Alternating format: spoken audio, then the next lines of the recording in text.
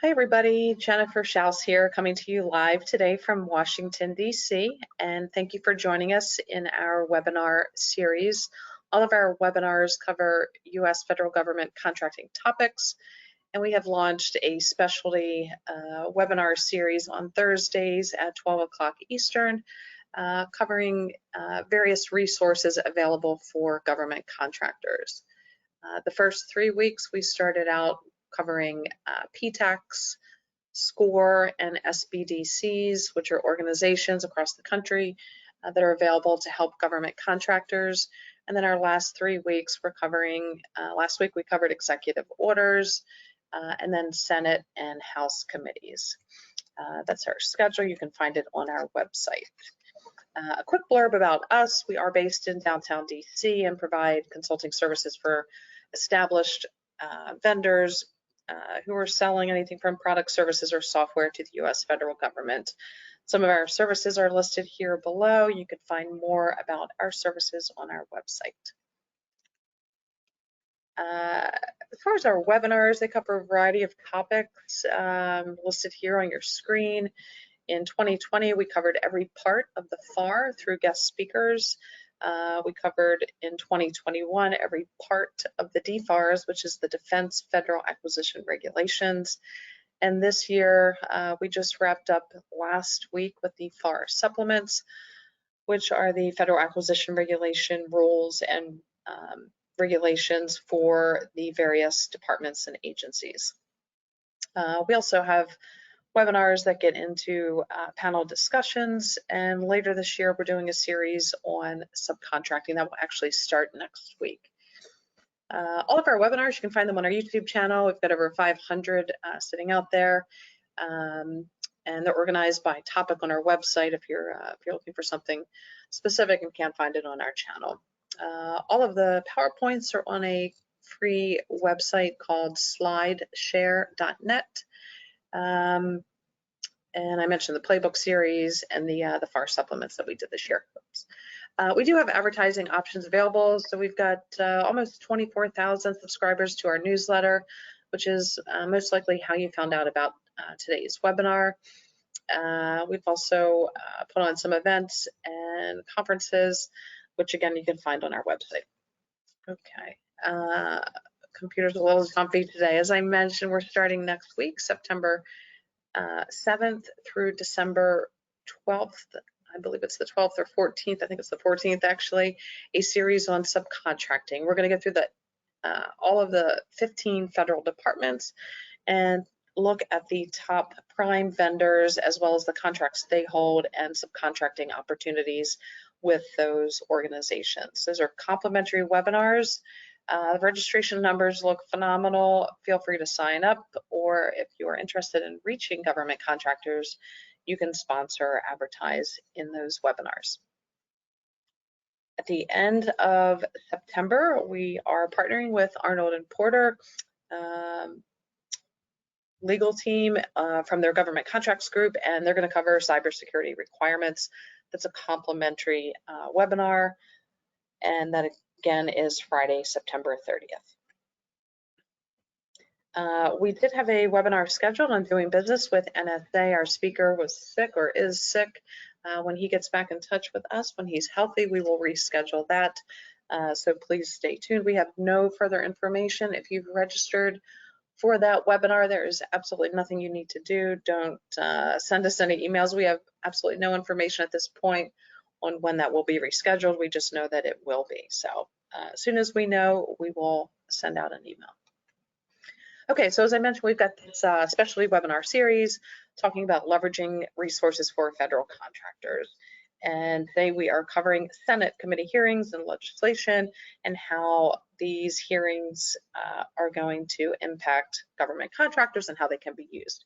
I'm very honored, delighted, and flattered that we have our good friend, Wardrick McNeil from Longview Global joining us. DL and I met a couple years ago, and he was the first person I thought of to speak in this series. So what I'm going to do now is mute myself. DL, I'm going to turn the floor over to you, and whenever you're ready for your next slide, just say next and I'll advance.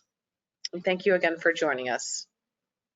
Thank you, Jennifer, and thank you to your team for putting us on. Welcome to everyone who are joining us live. My name is DL McNeil, and I'm happy to try and walk you through a topic that can be quite complicated. There are various levels of knowledge about committees in the Senate, sort of general awareness, a working level understanding, expert level academic and scholastic. This is how it's supposed to function, and then expert level experience, those of us who work with these committees and know how they actually function. And there's oftentimes a delta between those two.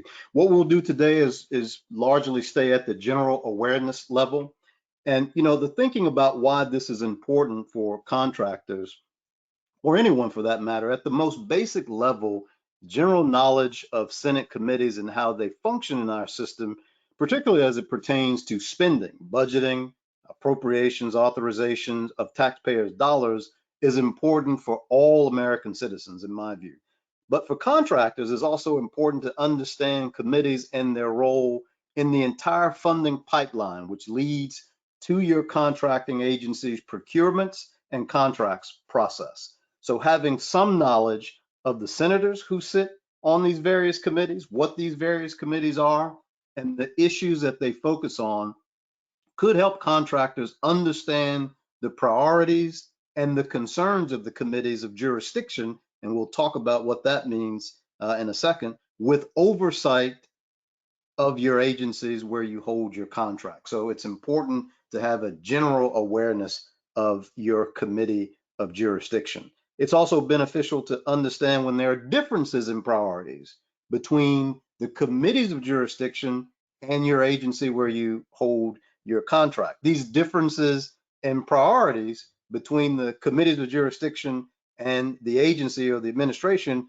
could lead to some deltas between what the administration's budget request is and what in your specific area, and what the final congressional authorization and appropriation of funds will be for your specific area. So having some general awareness for that reason is also important.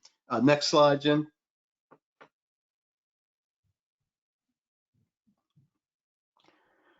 So what are the Senate committees? We'll go over that. We'll talk about some of the things that they do and how they function. We'll look at a list of committees, and there's some links that's provided in the PowerPoint, which I think is great. And then how do they potentially impact the budgets and programs for contractors within the departments and agencies? And then finally, how can government contractors use this information to their benefit? Next slide, please. So what are these committees? What are the purposes? You know, essentially, the function of a Senate committee is to draft, consider, recommend, and also to investigate. And they do this mostly through legislation and hearings. Now, when it comes to investigations, holding hearings, and meeting with experts and advocates, this is usually done to gather information on national and international issues and opportunities. And this is important for you to know because it is at this stage that the public has some of its most enduring engagement with these committees. Next slide, please, Jim. How are they staffed? This is an important thing for people to understand.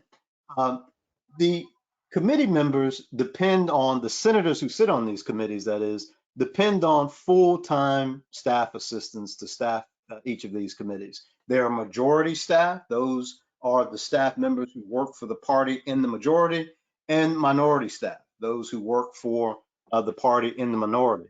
And there are a number of staff positions that include staff directors for both majority and minority, legal counsel, researchers, policy analysts, press assistants, and archivists. Now, it's important to note that these are your issue area expertise on the committees. The senators, unlike many in the House, and I'll get in trouble for saying this, but senators are really able to focus more. They're there for a longer period of time, 6 years is their term, so they can really drill down on an issue and become an expert. but they still rely on committee staff as their main area of expertise. We're looking at these issues all the time and helping them to write legislation. So it's important to meet some of these staff members for your committee of jurisdiction. They also employ clerks who help to draft the actual legislation, manage consideration of bills and nominations for the Senate in particular, who has a special role to look at administration nominees. The House does not have that power, and treaties and conduct investigations and oversight responsibility. Next slide, please. Now, before I go on, let me just talk quickly about the importance of oversight, because it is the Senate committees of jurisdiction. And when I say committees of jurisdiction, I mean the committee who has responsibility for an agency or department. So that's where you're going to want to really focus your time, is on the committees that have direct oversight over your contract, over your agency where you hold your contract. There are two other committees that are pretty important as well, and that's the Budget Committee and the Appropriations Committee. We'll talk a little bit about them later, but currently there's 16 standing committees and over 70 subcommittees in the Senate, and we'll talk a little bit about the specialty of the subcommittees later. But there are 4 special or select committees and 4 joint committees. But for our purposes, the focus should be on the standing committees, which are the permanent committees with specific responsibilities and jurisdictions that are defined in the Senate rules. And that's most relevant to federal contractors. Next slide, please, Jim. So we talked about the subcommittee process. So of all the major committees, each of these committees have subcommittees that also have chairmen or chairwomen who sit to really focus in on an issue, really drill down on an issue. I'm looking now at the Armed Services subcommittees. There are 7 of those committees. So the Armed Services Committee generally has overview and oversight of the Department of Defense, but the subcommittees on the Armed Services Committee really specialize. And here you'll see a subcommittee on airland, on cyber, on emerging threats and capabilities, a subcommittee on personnel, one on readiness and management support. So the subcommittee allows for senators to drill down even further and focus on an issue, to drill down even further as they look to shape legislation for budgeting and for appropriation. So it's also important to understand where your issue fits within the subcommittee process as well. Next slide, please. So here we've provided what is a good link to a number of these committees. You'll be able to go through it and see where you have your committee of jurisdiction. And much of this is a hot link to that committee where you can see the chair of the committee, you can see the members of the committee. You will not likely be able to see your committee staff, but there's a way to also research who your committee staffers are on these committees. Let's click through some of them so that you can see what we have. So these are all of the standing committees. You know, what I want to do, if possible, though, is really focus in on the budgeting committee, the appropriations committee, because those are 2 special committees that, and you'll see appropriations there second on the list. But let's talk about that for a minute. So the reason why the appropriations committee and the budget committee are so important for contractors is that when you authorize at the committee level spending, that only gives the indication that you can spend on a particular area. It doesn't necessarily mean that you will be able to spend on that area. So that's the authorizers. Then we have to get that authorization to the appropriations committee. And it is there at the appropriations committee that the actual order to spend money is given to your agencies. But along with the appropriations committee, you have the House Budget Committee. and it's responsible for drafting the annual budget plan and monitoring action on the budget for the federal government. In other words, the Budget Committee has jurisdiction over what is the revenues that can be spent, the top levels, and the Appropriations Committee focus in on the specific appropriations. Now, one thing that I want to highlight about the Appropriations Committee, normal order means that this committee should pass a spending bill every year. As Jennifer and others know, that often does not happen, and that's not a good thing for contractors because it means you have a continuing resolution that forces an agency to spend at last year's levels. And so if you're a contractor and your agency is looking to bring on a new piece of equipment, a new set of materials, or anything new that hasn't been previously budgeted for, those things are delayed until you can pass a spending bill. And Washington has not really been able to do much of that lately. There's one other thing that I want to point to about the Senate that's a unique feature in the Senate. We're starting to see some of this in the House, and that's what we call governing or legislating by gang. Now, you will understand that the committee process, going through hearings, making sure that members get a chance to mark up bills, that those bills are then sent to the floor so that they can be amended by the full membership. That's the normal process. In the Senate, we've seen over the last several years, small, select, secretive groups of senators getting together in quote unquote gangs to pass major legislation. It makes it hard for the public to really be engaged in the process before the bill comes out, and it makes it hard for some senators to even do that. And so there's a real push to go back to a normal order. But to be fair, a lot of things can get done in gangs. It's outside of the committee process that we're talking about now, but we have two big pieces of legislation that passed recently using this smaller approach. The IIJA, or the Infrastructure and Investment and Jobs Act, and the recent IRA, or the Inflation Reduction Act, all passed outside of the normal committee process. So I urge you to also keep your eye on, for the Senate at least, this smaller way of getting bills and legislation done. Next slide, please. These are just more of the committee links. You can click through these at your leisure, finding wherever you happen to have contracts in your agencies. But these are good resources for you to have as you consider engaging your committee of jurisdiction. Let's keep clicking through, Jen.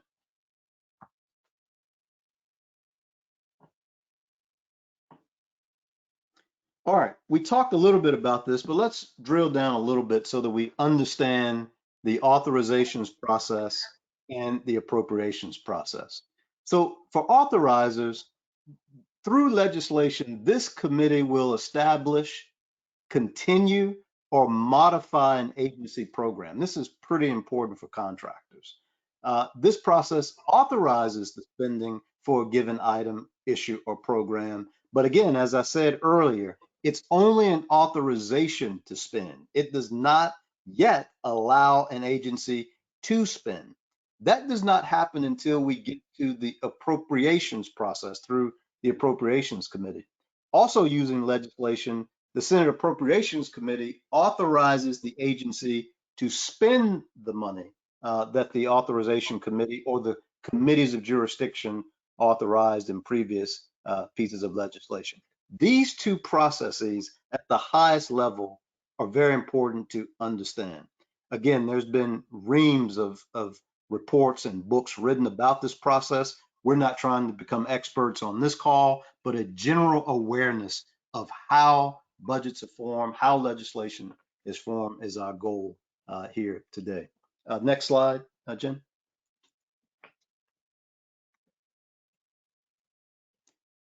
So how can government contractors use this information?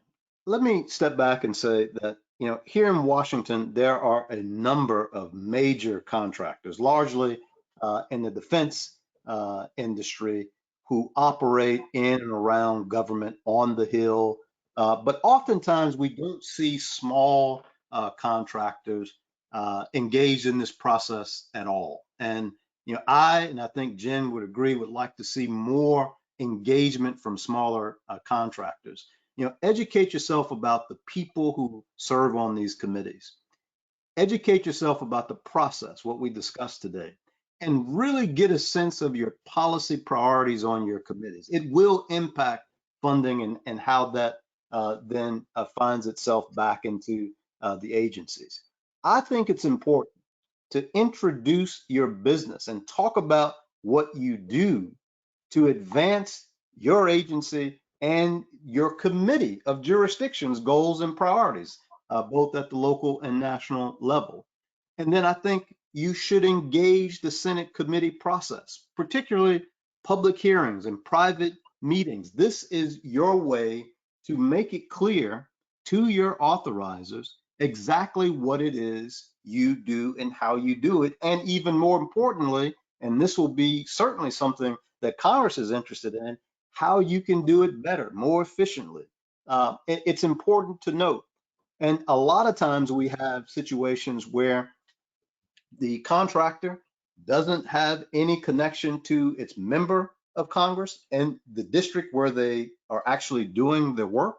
They have no connection with the committees of jurisdiction, the places where the authorization and funding for your agency goes into the process, and you're only on the receiving end of the contract and procurements process instead of having a good understanding about the entire pipeline. Now, I'll be cautious here in saying that a lot of agencies have really good ledge affairs departments who don't necessarily want you to engage on this level. I understand that. There are a lot of ways in which people who don't know what they're doing could perhaps mess this up, but I think it's important that you engage to the degree that you can on your own without respect to the agency. But I do want to point out that ledge affairs shops at your agencies really don't,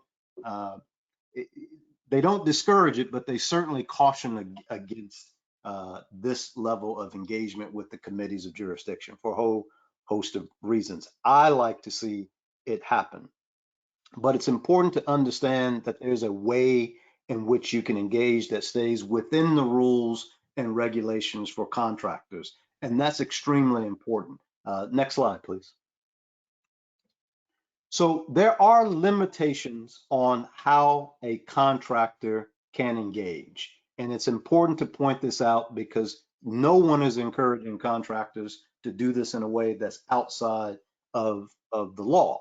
Now, what it says essentially, this is the Byrd Amendment, is that none of the funds appropriated by any act may be expended by the recipient of a federal contract, grant, or loan, or cooperative agreement to pay any person for influencing or attempting to influence an officer, employee, agency, a member of Congress, or officer or employee of Congress. Now, what it does say here is they're covered activities. And so in paragraph 2, you'll see the covered activities. The prohibition is on trying to influence the awarding of a contract, trying to influence the making of any federal grant or the making of any federal loan, or the entering into any cooperative agreement. However, it does not say that you cannot participate in the process of discussing issues, trying to highlight what it is you are doing as your business, and you just cannot use federal dollars to do that. And a lot of people confuse this to mean you can't engage Congress or the committee process at all.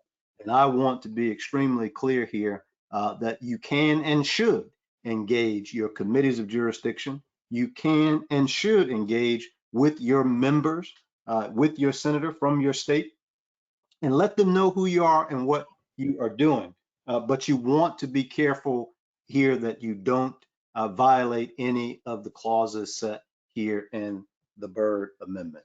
So I want to conclude simply by saying that there are a lot of ways in which you can become a real expert in this, have a real working level knowledge of this. But you can also find people here in Washington who can help you do this, who understands at a much, much more in-depth level how this works, the timing of when it works. They understand the legislative process and the committee process, and they can walk you through this in a way that is beneficial to your business and that doesn't interfere with what it is your agency has in terms of its congressional engagement. A number of us do this around town for clients, big and small, but oftentimes, as I said in the very beginning, it's only the big boys, the big girls who are doing this. And I would love to see more medium-sized and small contractors really get up and talk to Congress about what it is they're able to do to help the agencies execute their mission and help the country move forward in the priority areas. I'll stop there. We wanted to keep this at the wave tops and keep this within a time limit, but I encourage you to reach out via email or a call if you have any questions. Again, there are so much more you can talk about with respect to the committee process and the Senate, but we just need general awareness, I think, for many contractors, and that's what I hope we were able to provide just briefly. Please click through the list of committees and their links. Get to know people on the professional level, as well as the senators who sit on your committees of jurisdiction. Understand where your issue sits within the subcommittee process. By all means, when it's time for expert testimony, when it's time for hearings and all sorts of oversight activities, reach out and engage this process. I think it will only help you in your contracting process and engagement with the U.S. government. Thank you very much, everyone, for listening.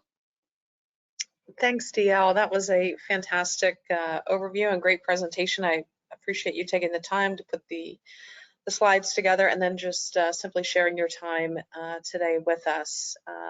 DL is a great resource. He's a great government relations professional. So if anybody needs help with navigating the inner workings of the Hill, he's your go-to guy. You've got his contact information here. You can jump on his company website, which has some great information. And you can also find DL on CNBC these days. So a very highly respected professional inside the Beltway, as we say. Thanks again, everybody, for joining us. Next week, we're going to cover the House committees, and that will wrap up, as we mentioned, the specialty webinar series. You'll find the recording on our website. If you've registered for today's webinar, you'll get the recording within 24 hours, as well as links to the PowerPoint. Thanks again, DL. Thanks again, everybody, for joining us, and we hope to see you next week. Enjoy the long weekend.